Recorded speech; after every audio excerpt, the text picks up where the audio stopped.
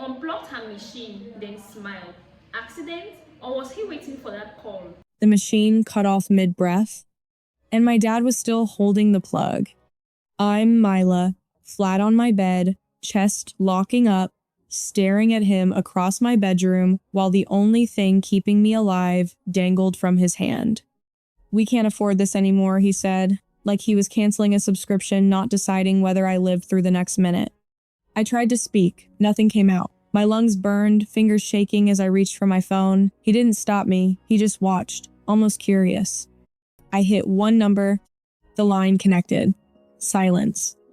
Then a voice, sharp, controlled, cut through. "Stay on the line." My dad smiled. And then something slammed hard against the front door. Before we continue, please hit the like button, subscribe to the channel, and turn on the notification bell for updates. The sound echoed through the house, heavy, violent, out of place. Not a knock, not a doorbell, a slam. My dad's smile didn't disappear, but it shifted, just slightly, like something hadn't gone exactly how he expected. Another hit louder this time. The front door rattled against its frame. "Daniel Carter!" a voice shouted from downstairs. Firm, not asking. My chest spasmed, dragging in air that wasn't enough. The room felt smaller, tighter, like the walls were pressing inward. My fingers were still wrapped around my phone, barely holding it to my ear. The voice on the line didn't panic. "Stay with me, Mila," she said, calmer now, but faster. "I need you to keep the phone where it is. Can you do that?" I couldn't answer. My throat wouldn't cooperate. Every breath came in shallow, jagged pulls that didn't reach far enough. Downstairs, wood scraped hard against tile like my dad dragging something across the floor. "What is this?" he snapped, his voice carrying up the stairs now. "You can't just show up here." Another voice answered, different, controlled. "We need to come inside, sir." A pause. Then, the unmistakable sound of the lock clicking. My vision flickered at the edges, black creeping in, slow but steady. I tried to focus on the doorway of my room. It stood half open, just enough for me to see the hallway beyond, empty. Still, the machine beside me sat silent, lifeless. And my dad had left it that way. This wasn't an accident. That part settled in my mind with a strange kind of clarity, even as everything else blurred. He didn't rush when it unplugged. He didn't hesitate when I reached for my phone. He didn't even look concerned. He decided. Weeks of tension snapped into place all at once. The unopened medical bills stacked on the kitchen counter, the late-night phone calls he'd take outside, the way he stopped making eye contact when nurses came by. The arguments, short, sharp, always about money. "You don't understand how much this costs," he'd said just a few nights ago, standing in my doorway thinking I was asleep. "I didn't ask for this," I had whispered back. He didn't answer me then, just stood there longer than normal, staring at the machine. Now I knew why. Footsteps moved through the house, more than one person. Heavy, purposeful, not his. "Sir, we need you to step aside," someone said, closer now. "I told you everything is fine," my dad shot back, irritation cutting through his voice. "My daughter is resting." Resting. My lungs seized again, forcing a weak, choking sound out of me. Not a word, just enough noise to betray that I was still here. The voice on my phone caught it immediately. "Mila, stay with me. Help is inside the house. Do you hear me?" I heard her. I just couldn't respond. The hallway outside my room filled with movement, shadows crossing the doorway. A figure passed, then another. The energy shifted fast, like the entire house had changed ownership in seconds. "What's upstairs?" one of them asked. "My daughter's room," my dad answered quickly. Too quickly. "But she's fine. She's..." He stopped. Because they were already moving. Footsteps hit the stairs. Fast. Not waiting. My dad's voice followed them, sharper now. Hey, you can't just go up there." No one listened. The pounding of boots against wood echoed straight into my chest, syncing with the frantic rhythm of my failing breath. I tried to move my arm again to adjust the phone, to do anything, but it barely responded. My fingers tingled, numb and distant. The room felt colder. Quieter. Like everything was narrowing down to one thin thread I was barely holding on to. The voice in my ear softened, but didn't lose control. "They're coming to you now. You're doing exactly what you need to do." Exactly what I need to do. The words stuck in my mind, even as everything else started slipping. Because this wasn't random. I hadn't just dialed anyone. 3 weeks ago, sitting in this same bed, I had saved that number under a blank contact. No name, no label, just digits. I remembered hovering over the call button back then, not sure if I was overreacting, not sure if it was enough. But I had called, and someone had listened. Another breath failed to fill my lungs. My chest tightened harder, this time sharp, painful. The stairs creaked violently as the footsteps reached the top. My doorway darkened. A shadow filled it. Then, the door slammed fully open. Bright light from the hallway spilled into my room as two figures rushed in at once, voices overlapping, urgent and focused. There, she's right here. Get that machine back on now. Behind them, in the hallway, my dad's voice rose, no longer calm, no longer controlled. What are you doing? He shouted. I said she's fine. No one answered him. One of the figures dropped beside me, hands already moving, scanning, assessing. The other rushed to the wall outlet, right where the cord still hung loose. For half a second, everything paused. And then the man at the outlet turned his head just enough to look past me, straight at my dad. His expression changed. Not confusion. Not concern. Recognition. And he said, low and certain, yeah, this is exactly what they warned us about. The machine roared back to life beside me. Air surged into my lungs too fast at first, almost painful, like my body didn't trust it anymore. I gasped, choking on the sudden rush, my chest rising sharply as oxygen finally reached where it was supposed to go. Easy, easy, the man beside me said, steadying the mask against my face. You're okay. Just breathe. Okay.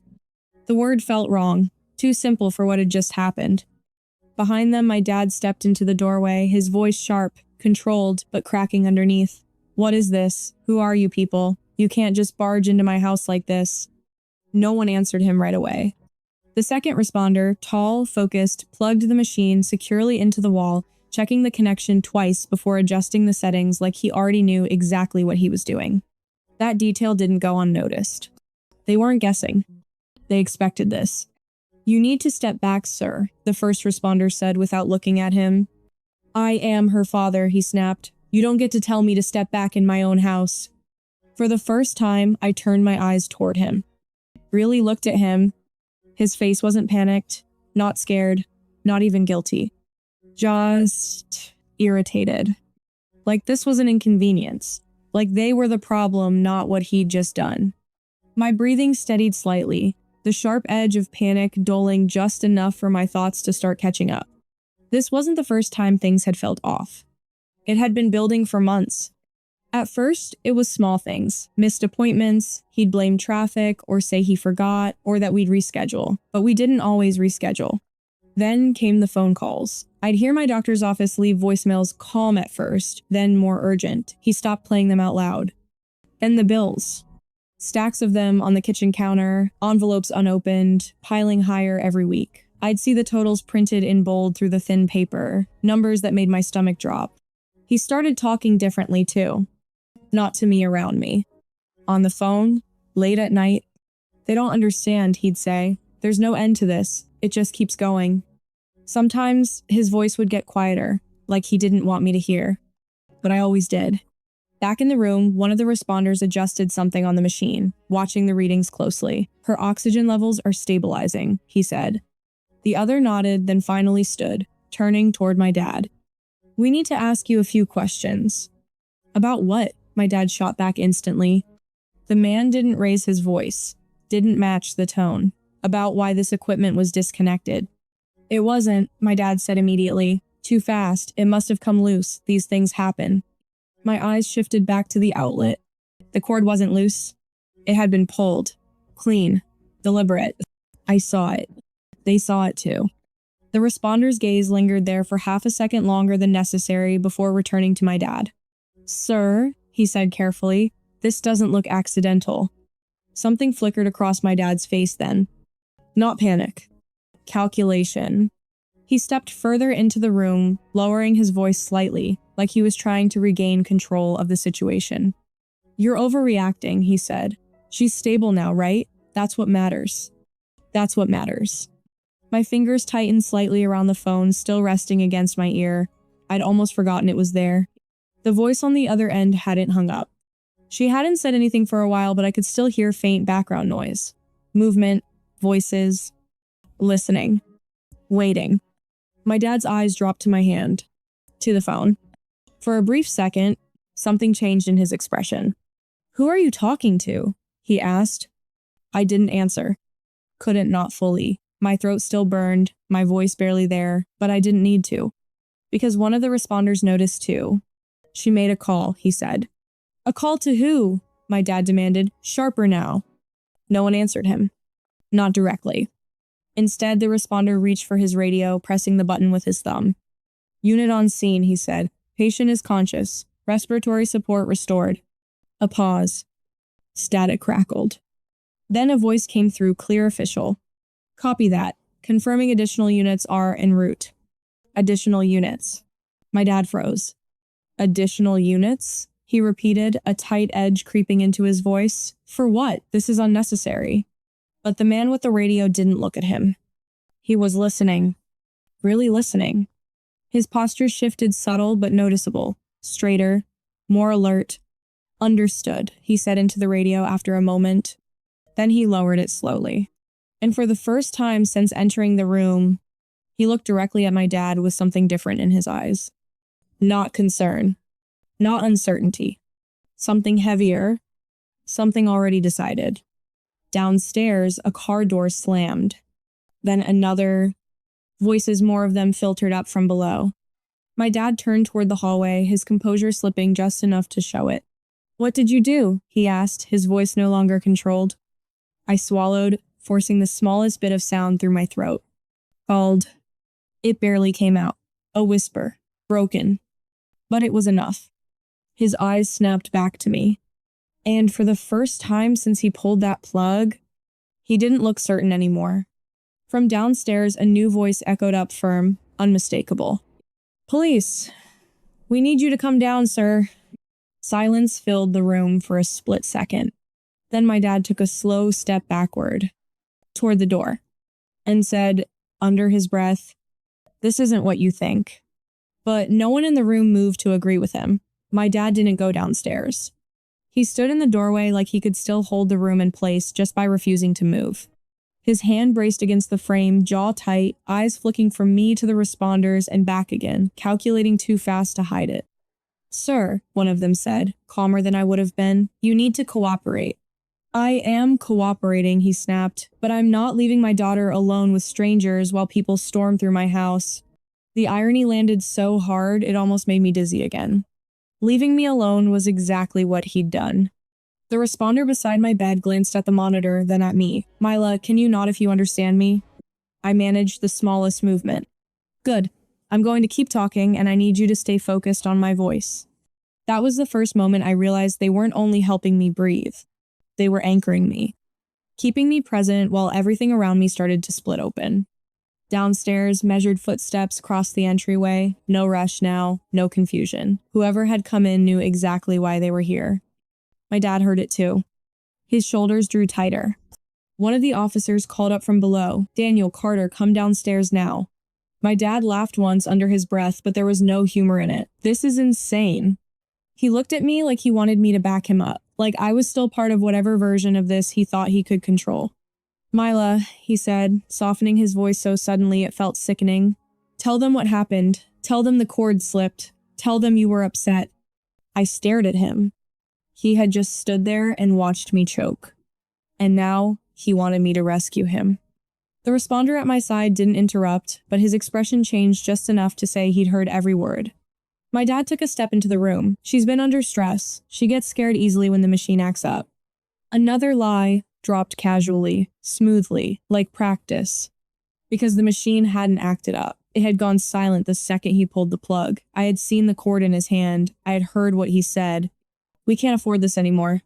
He knew I remembered it. He just also knew I could barely speak. That was the imbalance he was counting on.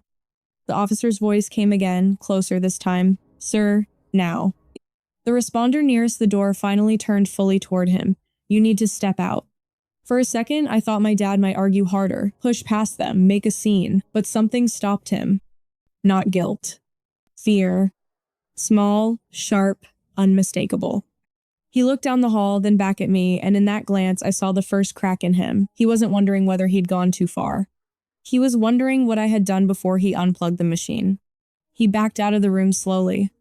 "This is a misunderstanding," he said again, but he was saying it to himself as much as anyone else. Then, he disappeared into the hallway. A breath later, I heard the officer meet him at the top of the stairs. "You can explain downstairs." "I don't need a lawyer for a medical issue." No one said anything about a lawyer. Silence. That silence hit harder than shouting, because it meant he had... In the room, the responder checking my machine clipped something onto my finger and looked toward the phone still near my cheek. "Is that the active line?" I nodded once. He leaned closer, careful not to crowd me. Whoever's on the phone helped get us here fast. His wording stayed neutral, but it wasn't a question. I didn't answer. Not because I was hiding it, because I still couldn't say enough without losing air. He seemed to understand that too. "It's okay," he said. "Don't force it." Downstairs, voices overlapped. My dad's rose, then dropped. An officer's voice remained level, steady, impossible to shake. The contrast made my stomach twist. I'd lived with my father long enough to know his tones. Irritated, defensive, cornered. He was cornered now.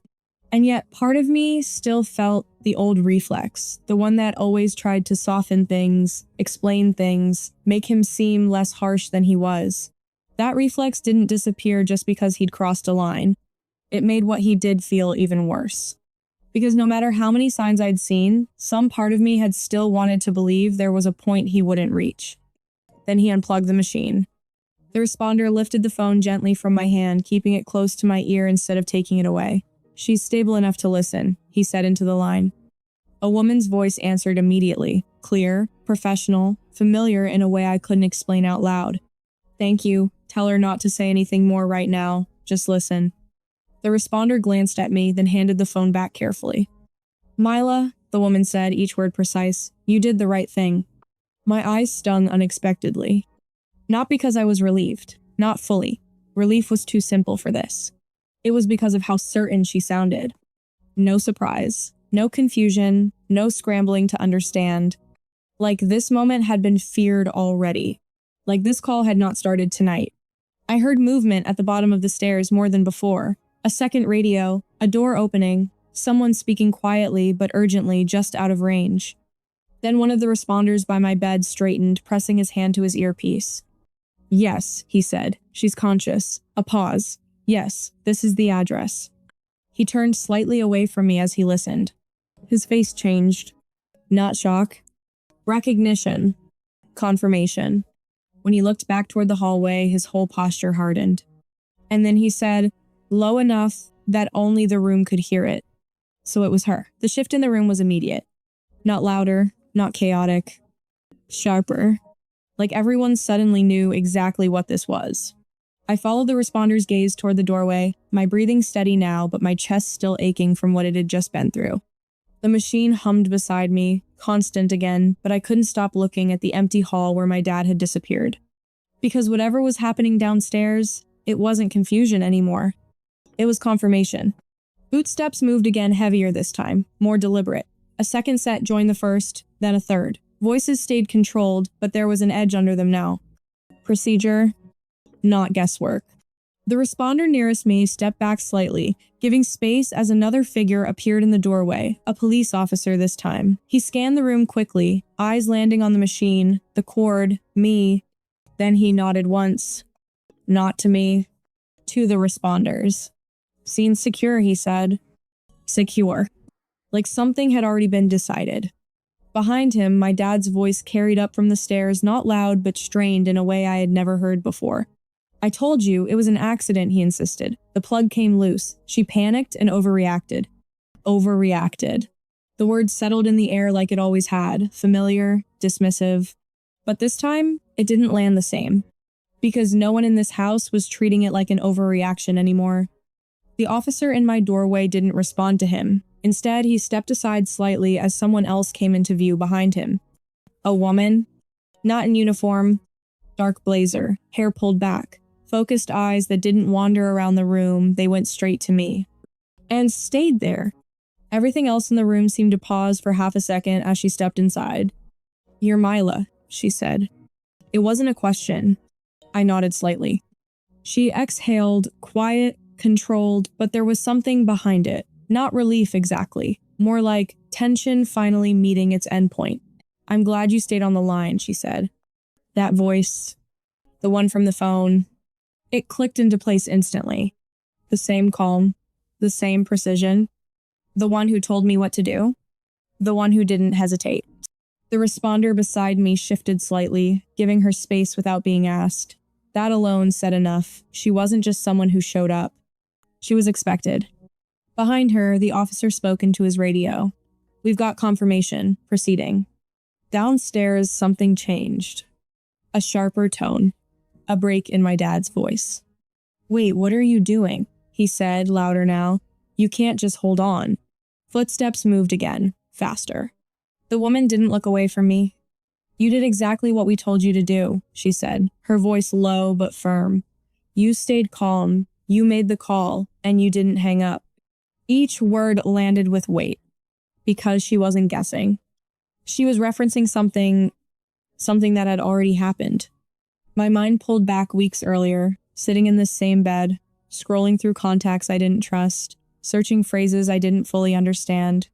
Medical neglect, patient rights, what to do if caretaker refuses treatment.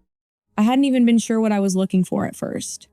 Just that something felt wrong. Then I found the number. Anonymous. No name attached online. Just instructions.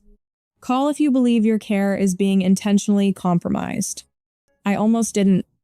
It felt too extreme, too serious, like accusing him of something I couldn't prove. But I remembered that night, standing in the hallway, overhearing his voice through the kitchen door. "There has to be a limit," he had said. "At some point, this just isn't sustainable." And someone on the other end had answered, but I never heard what they said. That was the moment I saved the number. That was the moment something shifted. Back in the room, the woman finally turned slightly, just enough to glance at the officer behind her. "Has he been informed?" she asked. "Yes," the officer said. "He's being detained now." Detained. The word hit harder than anything else so far, because it meant this wasn't a conversation. It was action. Downstairs, my dad's voice rose sharply, no control left in it now. "This is ridiculous. You don't have anything. This is my house." Another voice cut in, firm and unmoved. "Sir, you need to calm down." "I am calm." He wasn't. Not anymore. The woman turned back to me, her expression steady but not distant. "You're safe now," she said. Safe. I hadn't realized how far away that feeling had been until she said it.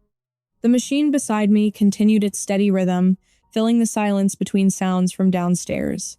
For the first time since the plug had been pulled, I wasn't watching the door in fear of it closing again. I was waiting for something else. An answer. Because this still didn't feel like it started tonight.